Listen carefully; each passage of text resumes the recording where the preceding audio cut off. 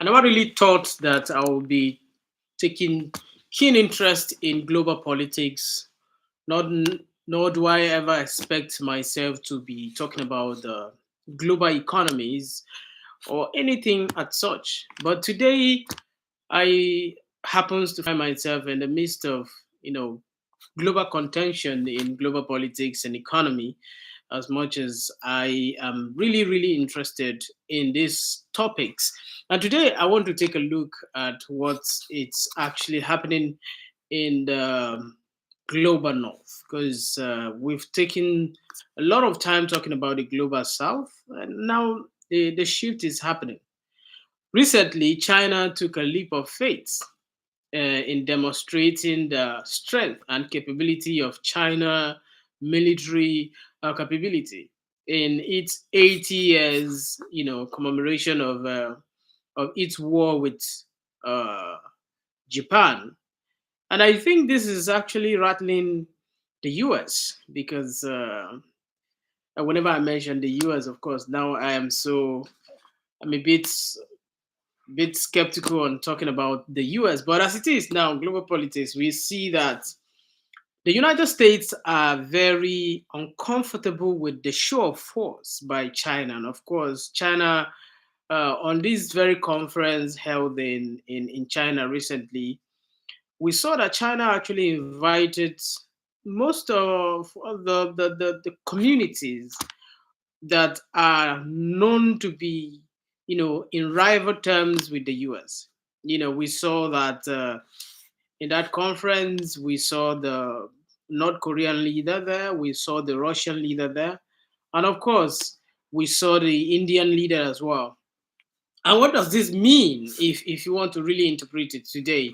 I would say that it's a bit of historical um, it took a historical turn here because if you are, if you follow the history of China US trade, if you have been following the trajectory of the US and Chinese international relations, you understand that they have a very close relation. Until recently, I think the last 10 years, that China and the US started this rivalry war of, global trade and all of this happening behind.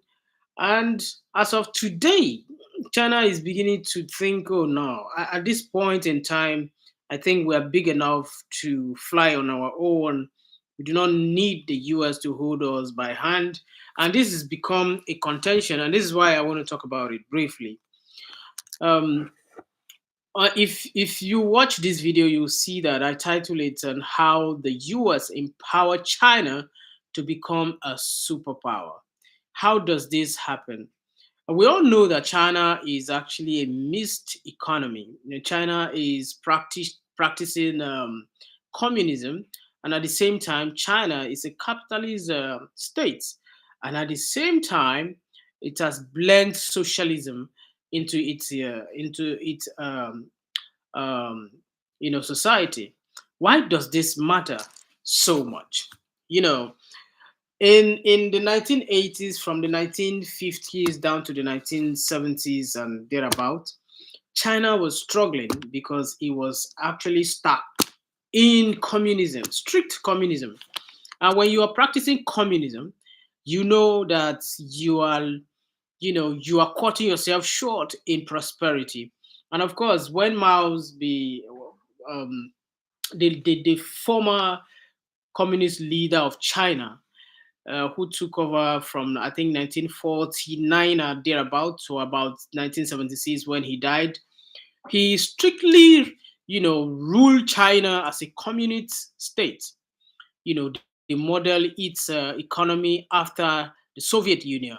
And because of that, China struggled to prosper, struggled with its economy, struggled with its development, and they were actually stricken, poor, strikingly poor. And China didn't actually make a good history as at the time. But after the death of the communist leaders at the time, China transitioned into a new phase of leadership.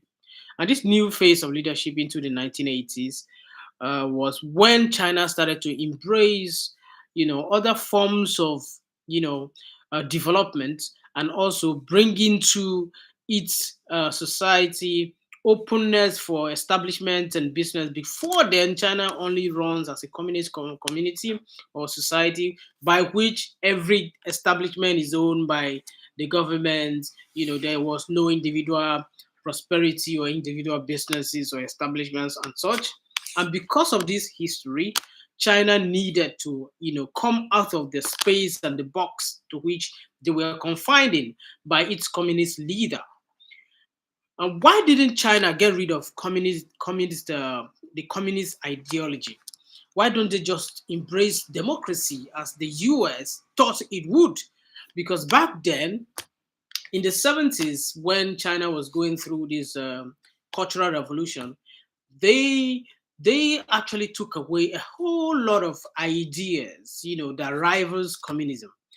And after the 1970s and 80s, when China transitioned into a new era of leadership, the US thought that as at this time it has the capacity to, engineer the Chinese leaders to be able to take Chinese out of communism into democracy. But then it didn't actually quite work out that way, because China is a community, or it's a country that you can't influence quite easily. But then at the same time, the US thought that if the US empowered China through trade and, you know um, heavy industrialization, the US could, leverage on China to be a production machine. By that, Chinese would be producing what the US needs in its market, and then the US will be buying it from the Chinese with cheap, in cheap trade uh, agreements. So this was established. Mind you, during that time, the leader of the Communist Party then was, I think, Deng Xiaoping. Um, he agreed with the US that China will become an industrial hub for America. Meanwhile, America is going to invest heavily in China. I'm sorry, I'm getting a message.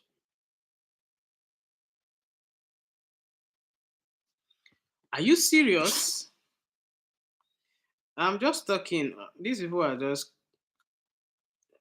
I Have you locked my phone?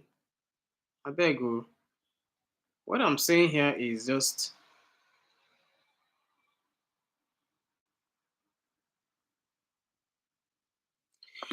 So the US actually empowered China to become a full powerhouse for US production. So productivity in China skyrocketed in the 80s, because America needed China to become uh, a machine to produce Chinese goods that will be brought to America, American goods that will be made in China. And with that, they thought that if they empower China, China will become its labor force. Americans don't like to work. Americans don't like to work. Chinese like to work, and they have the population. All they needed was industrialization. So America pump into China everything China needs, so it can become its power force to be producing American goods in China and ship it down to China. So they establish a very close, strong, trade relation. And a lot of American goods were produced in China up until now. American goods, vehicles, machineries. A lot of these things were made in China, but of course brought to the US. So they thought that China is a communist society, so they do not have interest in prosperity. But at the same time, when China, the leadership of China as of the 1980s, opened up for trades and businesses and independent, establishments, it would have shown the US that China were ready for prosperity, because they wanted prosperity as much as every other community. Because remember, before now, The previous century, China was humiliated because they were really weak economically and in otherwise. They were weak, and because of that, China were barely, surviving. The Japanese thrive on China, and the British at the same time, and China itself. Although China really actually had to be colonized, but China had internal wars. In the 18th and the 19th century, China fought so hard to stay, afloat. So when America saw the opportunity that the leadership of China was ready to embrace trade and independent development for the Chinese to be able to go independently and become business people and businessmen like every other society, become capitalists, and at the same time, so America thought they saw an opportunity so that they can empower China to become a developing a powerhouse for its driven productivity. So it gave China all that China needed, right? Now China started making money from this trade, no matter how small their you know whatever agreement they had with America was. China was making money economically, so they started growing.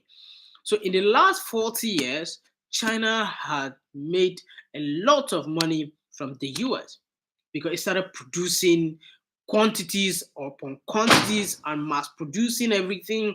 And as of today, because when America opened up this trade with the Chinese, remember, they have to share technology with China. It's just like what they did with the Indians. So China and Indians have close technological development relation. So some of the technologies developed in China, in India, were always developed to be shipped to America because America is a big economy. So the same thing happened in China. The US started giving Chinese, its technology, sharing, prototypes and everything. And they thought that Chinese are not power driven, or they are not desperate to be as a strong superpower like the rest of the world. So they opened the arms of the US, gave them everything they needed, and Chinese started producing everything they wanted. With this opportunity, Chinese are very hardworking people. So they took upon that and they work on it. They develop beyond what the US expected. And with this, within the space of 30 years, China transformed its economy and become self-reliant. And then when it became self-reliant, America began to see that these people are becoming, uncontrollable. The Chinese are becoming uncontrollable. First, we thought we could get them to become a democratic society, yet we couldn't get them to do that. That is to say, no matter how the Americans thought they could control China, they couldn't really control China because China didn't budge. They didn't buy into their, democracy ideology. They remain a communist society. Till today, China's Communist Party is the rule in China, even though they have a split of capitalism where they have opened up for individuals to, become business entrepreneurs in China. That today we see the China that we have today. We have the the founder of Alibaba from China, Jack Ma. So all of these people uh, could not have gotten the opportunity they got if America didn't empower China. So when we saw what happened recently, it would draw your attention to realize that America thought they could control everybody. And at the same time, they never knew that some people or some countries can never be controlled. In fact, there is no need for America to keep on thinking they have to wear this hat of the big brother, because now for over 100 years now, the American empire have won the big brother's heart, telling everybody what to do, giving money to everybody, and at the same time, taking advantage of these same countries they claim, to be helping, because the US aid that have been over 100 years spread across the world didn't come because America so much loved the entire world. It happened so that American can keep, its powerhouse and keep control of the world. So let's get back to China. So recently we saw that China celebrated its 80 years after the war with Japan, a war that um, I would say the US was also part of that war.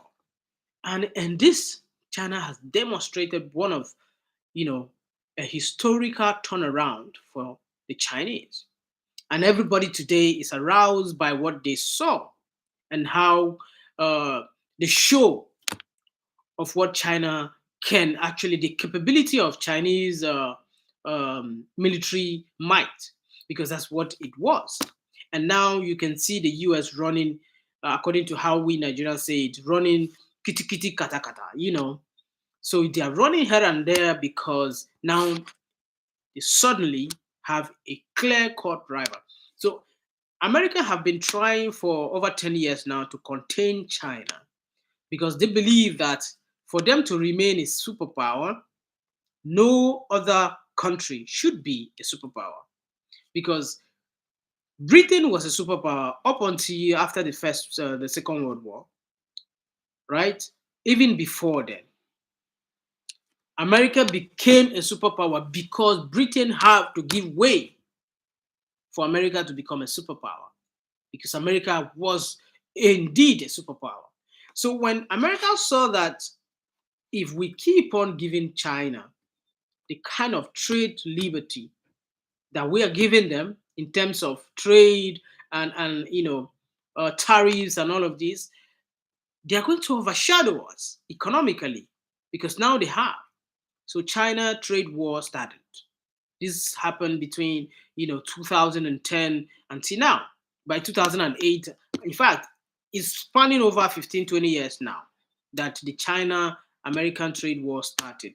So till now, America no longer can control China. They can't contain China. And the worst of it is that China is no longer alone. Remember, China is part of the BRICS as well. China, Russia, and Brazil are part of the BRICS. And in this recent conference held in China, where China demonstrates its military might to show the world that we're here now, we're not going anywhere, and you better acknowledge us. That's what Chinese did. That's what Xi Jinping did. Because he's just simply showed that, look, we, the Chinese, are here now. America, you have to recognize that we're here now. They no longer can keep it quiet because over the years, Americans say, look, we can do whatever, you can do whatever you do. Just stay on your lane. Maintain the Southeast China, Southeast Asia. Just stay on your lane. Just leave us do our thing because we are the global superpower. You can rival us. China is like, okay, we just can do that. But of late, China just can't hide its wealth because China have grown into a clear-cut superpower that you can't hide it anymore. If you look at how China has penetrated Africa, you would understand that China can no longer hide. It's like a goldfish cannot be hidden, even in the ocean. China can no longer be contained. That is a very troubling tide for the US now. Now, how did China get to this point? It's a question you must ask. And like I said before, when you want to help a community or a country or a society, like the US always wanted to do, first of all, if the US come to your aid, this you must know. They are either benefiting from you or trying to control and contain you so you don't grow so large and mighty to become a rival or a threat to the America. So what they did with China was, we know that China has always, sway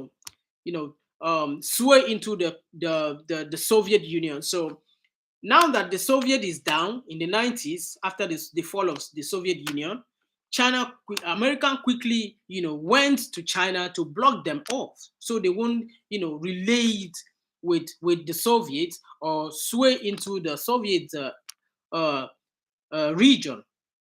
But then the Soviet has fallen. Soviet is no longer a threat to the US. Now they know that the next that would be a threat to the US could be China or Southeast Asia, which includes Japan. So they quickly went there. That's how the US, strategically make its alliances.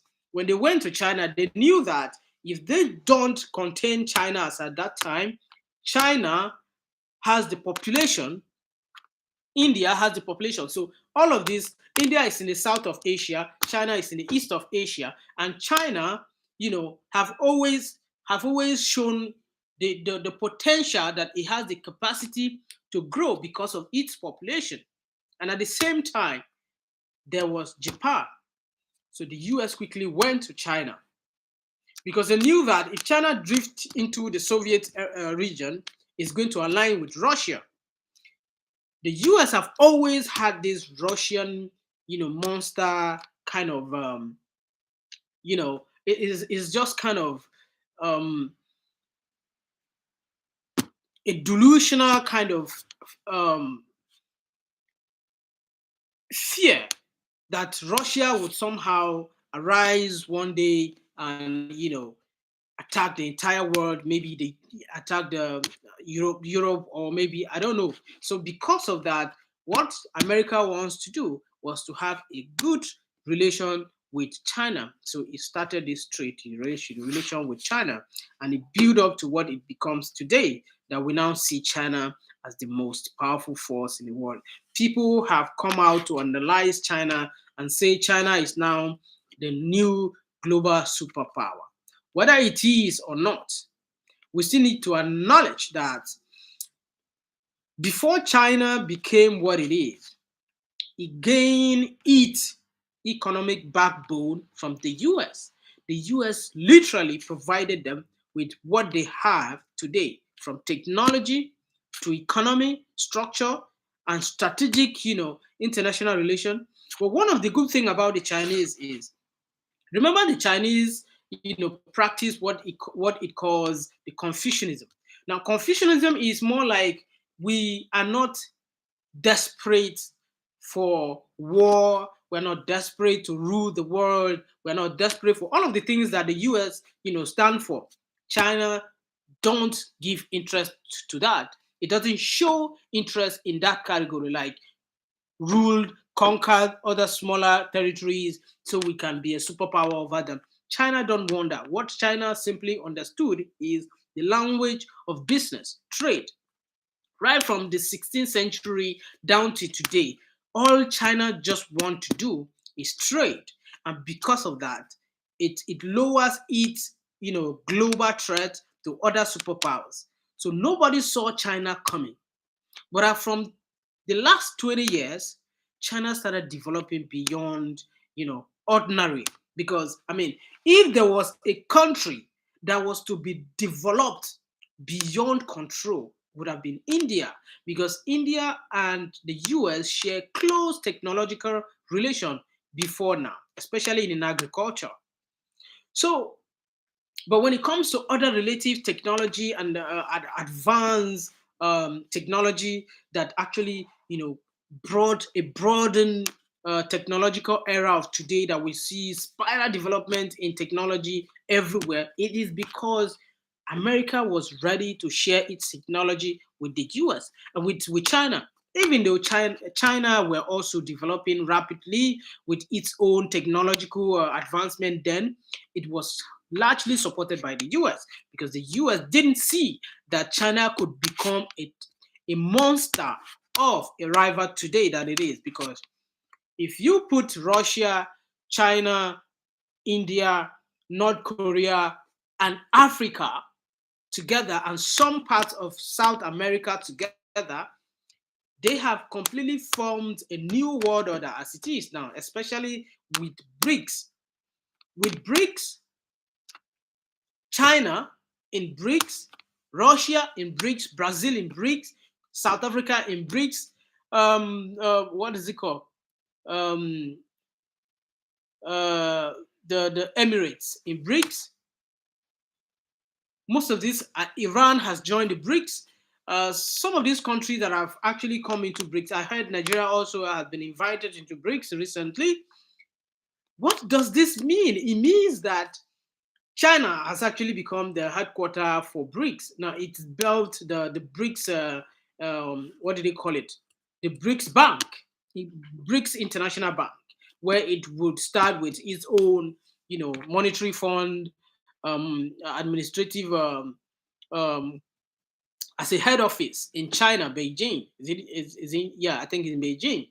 So if China is to replace the US, we're not talking about that now in this video, but I'm saying that why do people think China is taking over as a superpower, as against the US?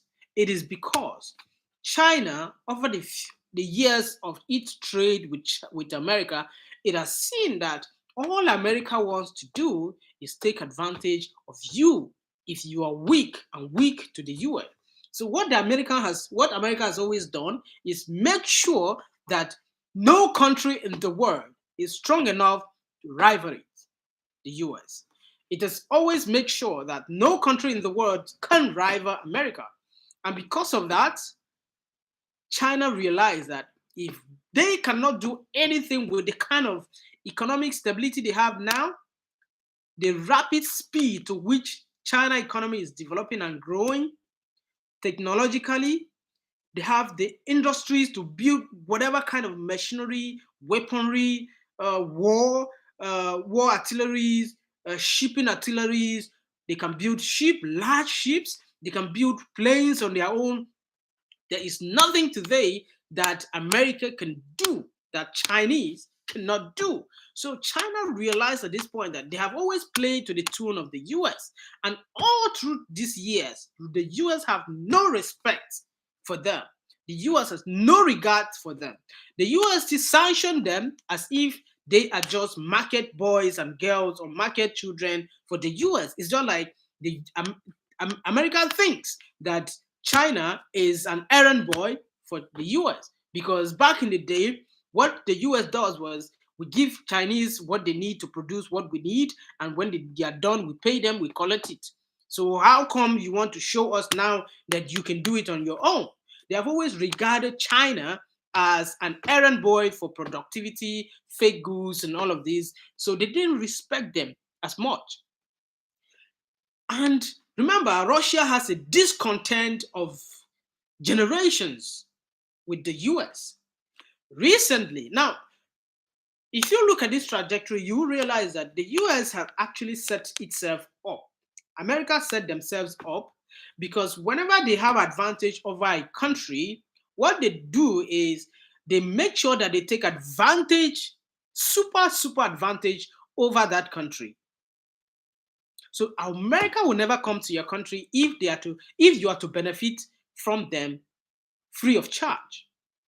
Because whatever they do for you, they're doing it with hopes that they can control you, with hopes that whatever you do, whatever resources you have, they benefit from it. They're doing it because with that, they have control over your economy and whatever you do. So this is why China have got to wake up, and they have woken up because with the support and collaboration or alliance with Russia, with North Korea, with India, I don't think with these four countries coming together to demonstrate that we are together in alliance. And remember, China has always had this, interest in collaborating with any nation that want to do trade, whatever kind of trade. And remember that Iran and America are not friends.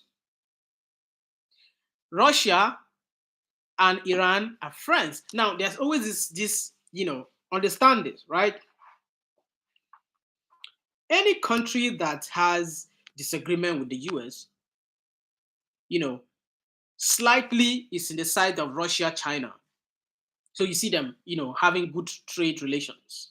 Any country that has good trade relation with China, Russia, and such, always have a problem with the US. So there's always these two parties, global parties. We have this communist ideological party, which the likes of Russia and China belongs in, and then the liberal democratic society or ideology of the US is in the other hand. So you have to choose. And with this, the US have made itself as a justice league, whereby they will tell you, don't trade with China, don't trade with Russia, don't trade with such and such because they are such and such and such. And if you do, what they do is you have a sanction. So the US has this autonomy and authority of I am the pain master. I will tell you what you must and must not do. So when the Chinese realized this over a couple of years, they started building its military capabilities. At first, just a quick research will give them all of this information. A quick research. The US thought and asked the Chinese, why is there so much hunger and desperation for the Chinese to develop military capabilities? And the Chinese said, oh, we just have to defend ourselves because for a long time we have been taken advantage of, especially by Japan and such. So whatever we want to do is for the defensive. We are not in an offensive. We don't want to invade any country. Even if we have to, Taiwan, that the US have always said, oh, we do not want China to take over Taiwan. Taiwan is not in any way far off the Chinese territory. Taiwan automatically, if you do a quick study, you see that it is more like, you know, if you want to look at it, Mexico is not far off from China, from America or the US. Some part of Canada is not very far from the US. So if the US today decided with some part of Canada and some part of Mexico and say, look, we want to join Mexico, or we want to join, sorry, we want to join the US, we want to join the US from the Canadian side and the Mexican side, and the US decide, okay, let's go into this territory. China cannot come to say, no, we are going to stop you from taking over some part of Mexico or the entire Mexico. So this is the same thing. So America cannot stop China from taking over Taiwan. So that is also there. So when China developed its military capabilities, the US started asking, why are you developing so much super military capabilities? What for? It's like when you said, oh, Iran is developing nuclear weapons, Chinese has theirs. Why should we have it? Or why shouldn't we have it? I mean, we have to defend ourselves. So this also was there. America said, okay, there's nothing we can do now. You have the money, you have whatever you need. So there's nothing we can stop you. America couldn't stop them. If not, if America could go to any length to stop Iran from developing nuclear weapons, why couldn't they stop China from developing its nuclear weapon? Why couldn't it stop the Russians from developing it? Because it couldn't. At this point, they just couldn't. The last 25 years will tell you that China couldn't be contained by the US. See, today some US still have these, Americans still believe that Chinese can be contained economically and militarily, but it is impossible at this time because no matter how you look at it, I'm always skeptical when I'm talking about this kind of topic. But I can tell you that a quick research will tell you that the Chinese military capability of today cannot be contained by anybody. Cannot. If you still think that the CIA, the FBI, and all of these secret agents and the MI6 and all of that can combine together, can infiltrate China, to dislodge its military capability or its nuclear weapons just to weaken it militarily, it is impossible. So what does the Americans government or the big brother, the big bully, the US have against China? that it can take China down now, because sanctions and and all of these can not longer work, because China has shown clearly that if the US likes, they can sanction them. China have opened up trades with Africa. It has trade with the Middle East. If America likes, they can stop trading with China.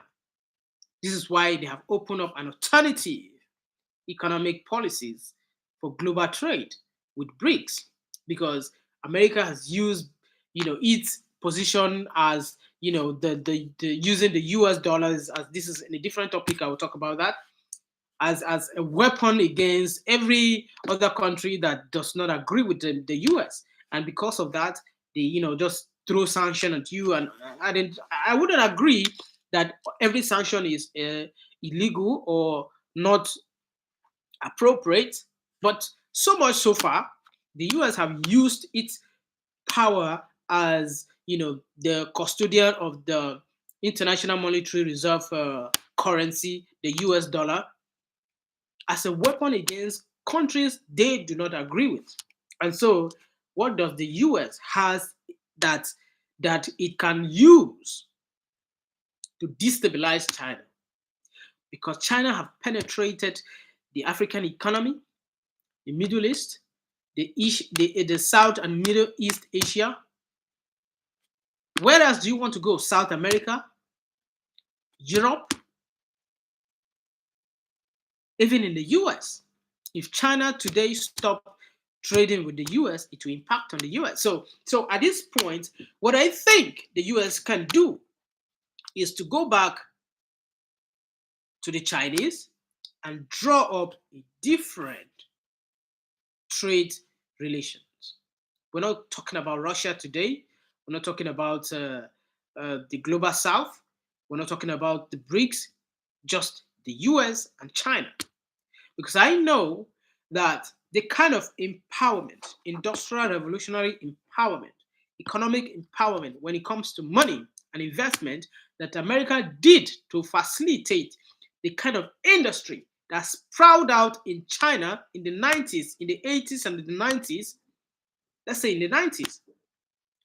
It was wonderfully made so that the US can prosper from the hard labor of Chinese.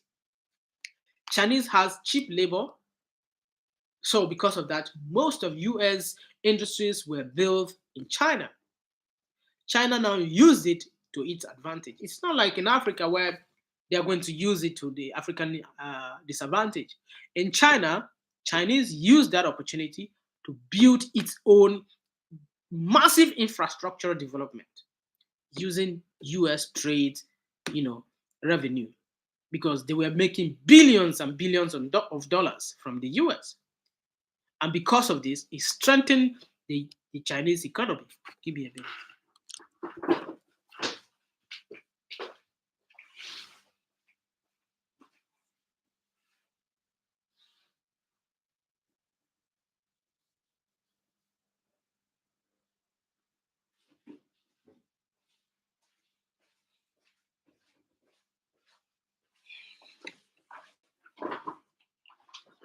I'm not good in talking for long. So you can see this, that the US thought that it is just as easy and simple as this analysis I want to give you. As a big, rich folk, you have the money, and you thought, now I have the money, I want to build an industry. I cannot run it on my own. I need someone that will run it for me. The person I'm going to give this contract is going to be someone I would think is loyal to me, someone that cannot rival me in the future, someone that cannot, challenge me. So what I would do is I will establish that industry, bring that fellow into charge, make him a responsible, make him responsible for the day-to-day running of the, of the industry. Now, this is what the Americans did. But today, China have grown beyond what America thought China would become. because without American help, China would not have grown this fast or this big. So America only has itself to blame, because it's just like, which other state or country you would say America has the same symbiont relations with? You know, because of this China US war, right? I call it war because it started. Recently, I think a few days ago or yesterday, I saw that the US president brought together all the uh, tech gurus in the US. You know, he brought them together. The CEO of Apple, CEO of Google, CEO of Facebook, all of these mighty mega um, tech tech uh, founders and such, because America believes that it has the skill. American believes that they have the technology to advance and launch its country, to launch itself far above China, because America don't want to give up that it is game over for them in terms of global superpower. It doesn't want to give up that. The president of the US believes that with the kind of or the caliber of technologicals and skill they have in America, with the kind of talent they have in America, China can never overthrow the US. So because of that, they are currently rapid. It's more like China have launched a missile into the US territory, and the US wants to launch in response. So what they are trying to do now, running kitty kitty kataka up and down, is to ensure that in the next 5 years, China goes back to where they belong. This is the war we are in now. But some people would say, analysts and economists would say, where China is today, it will take US 25 years to be able to put it back to where it should be or should have been, because it's no longer possible to contain China.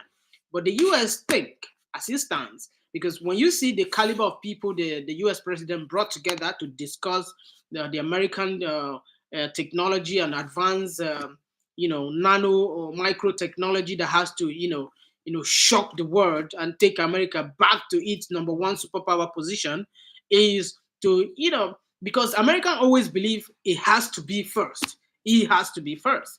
The last 56 years, America has always been first. And so to lose that position to China, look, nothing lives forever. I agree. Because this empire or imperial rule that have ruled the world, it didn't start today, you know. So because of that, I think it would be logical enough for the US to think, to know that it will be a time that a country such as Nigeria will take over the global influence. Why and how would that happen? Maybe in 100 years, it could happen, because after the rule of the US, Europe have ruled already.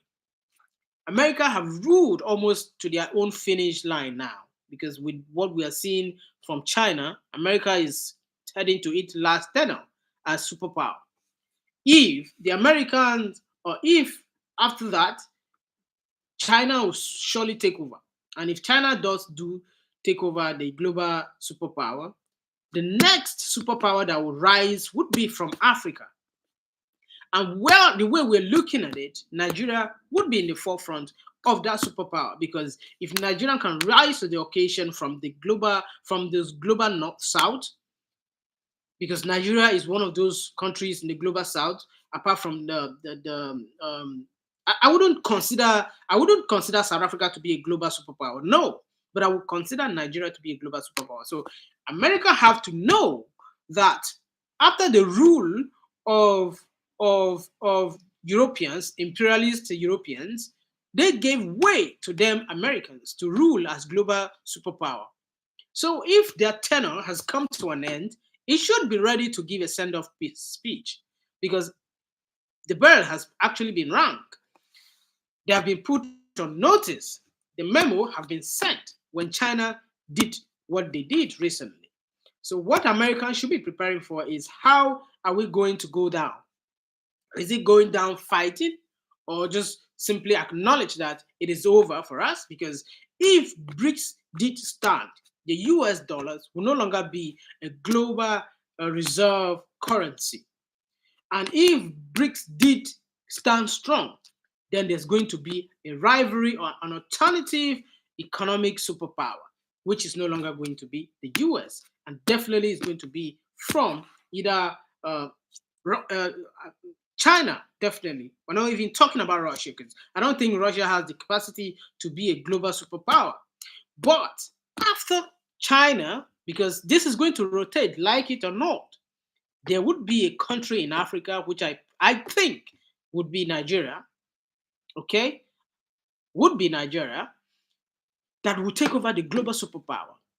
It might take 50 years, 60 years from now, but that is what I foresee. So when it is your turn, do well to have good relations with the people that you should pretend over. Because when America should pretend over a global policing, I don't think they did a great job, because the Chinese can show that when American was a good trade partner, they didn't trade with us as if we are trade partners. They just did to us like we are errand boys. Okay, come, this is what we want you to do, this is how much we pay you for it. The audacity of the US have always been the problem with other nations, because American will treat it as though you do not matter. What we say must stand. And they do that effortlessly, because their leaders, sometimes when they speak with such authority that you would think that without them, you would not rise in the morning if you go to bed tonight.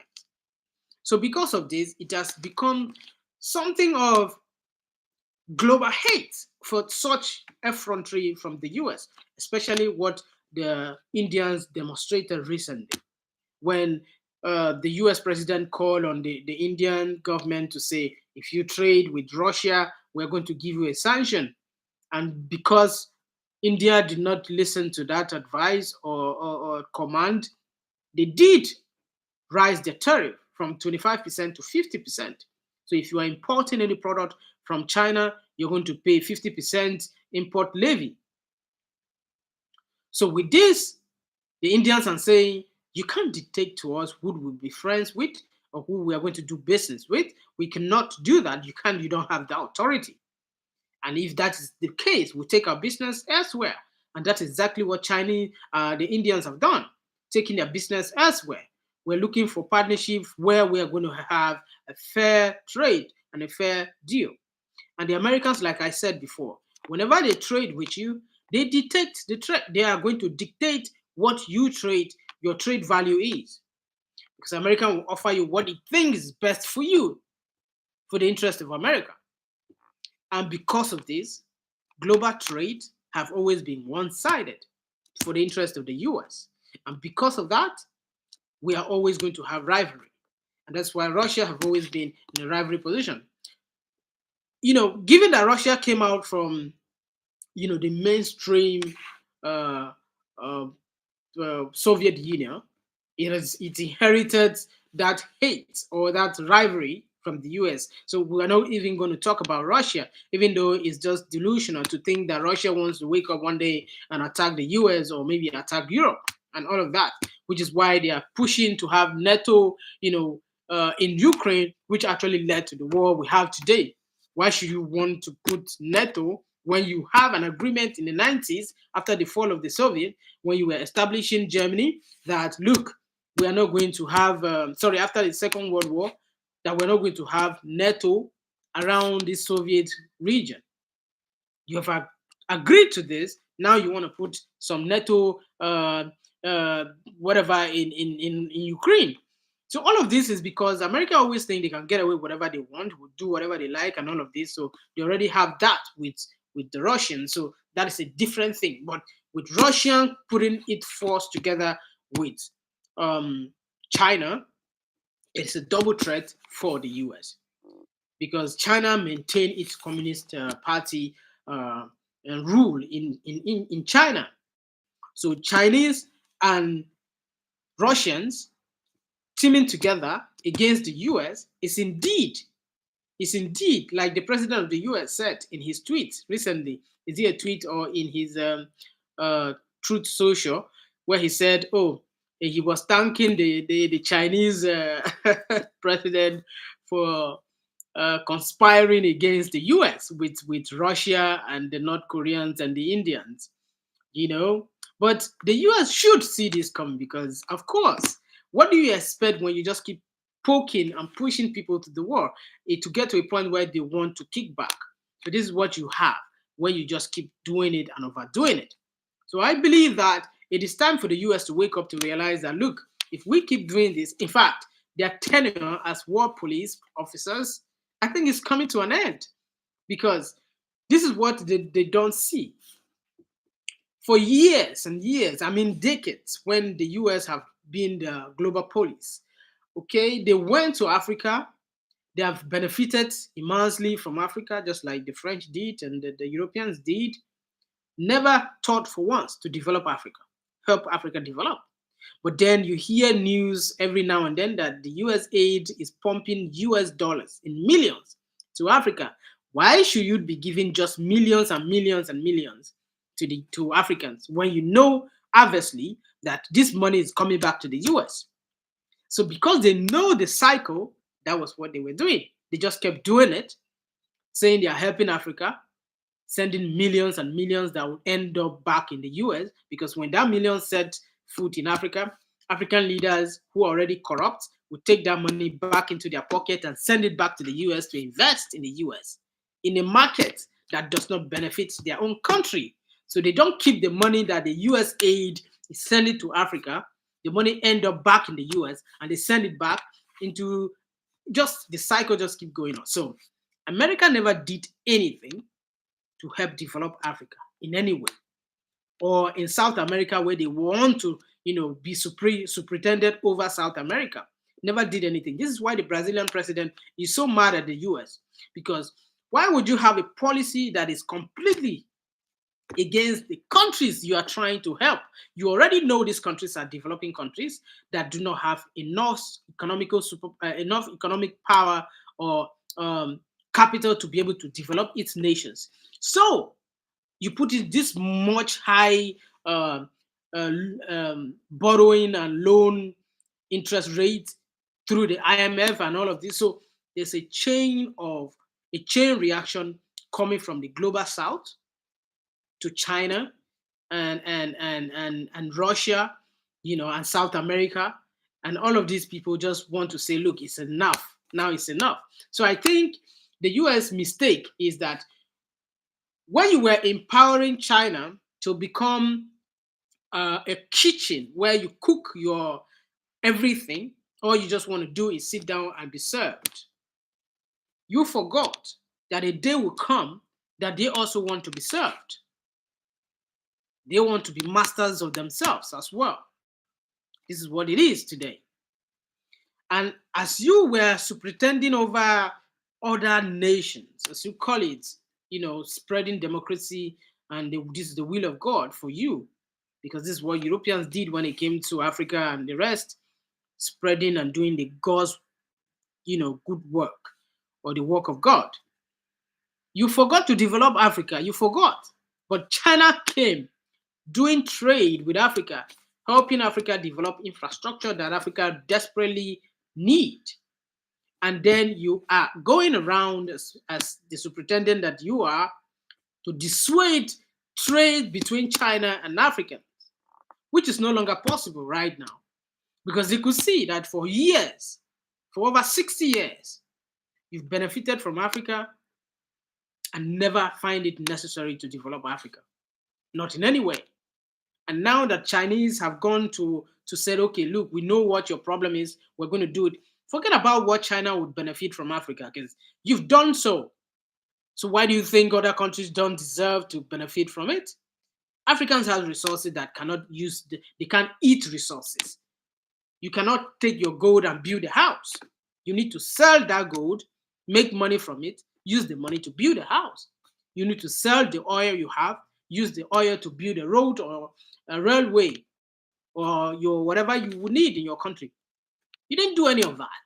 Likewise, the French. So I'm not going to even get into different, segments of all of what have been done in Africa. But I'm saying that the US, as it stands today, is now being given the notice that there's a new sheriff coming in town. Whether African likes it, whether the world likes it or not, I think it is in everybody's convention now that anybody could become king, because this is a free world now.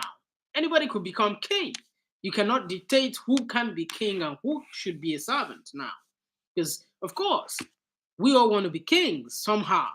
So if I'm a servant today, I want to have my own mighty palace one day that I'll be served as king as well. So while you are helping me as a servant, remember, I have it in mind that one day I want to be king too. Because I want to be king, I know certainly that a day will come that I will take over my king throne. So definitely that's what Chinese have done.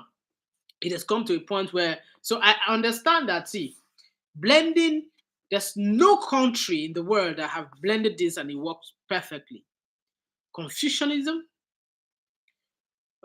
socialism, communism in China, and capitalism in China, and it works without any revolt. We've not heard of any the last 50 years of Chinese revolt or Chinese civil war.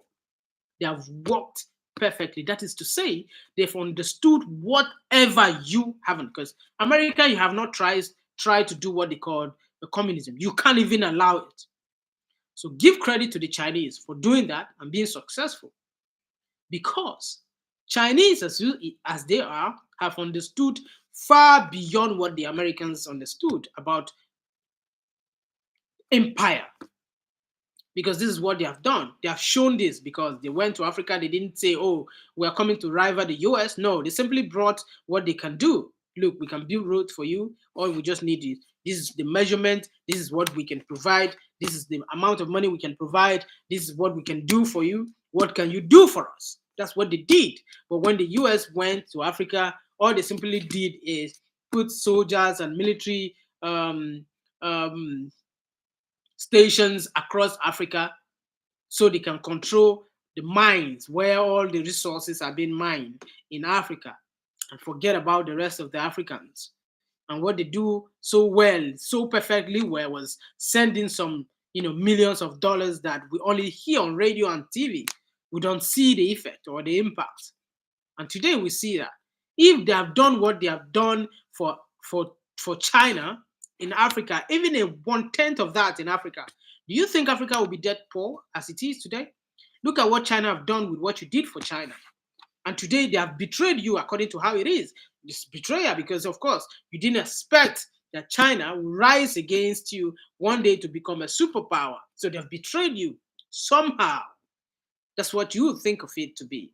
So if you have done 1/10 of what you did for China to develop China, to help China become an industrial hub, to help China develop, to help China build the kind of industry they have today economically, if you have done that 1/10 of that in Africa, do you think Africa will be what it is today?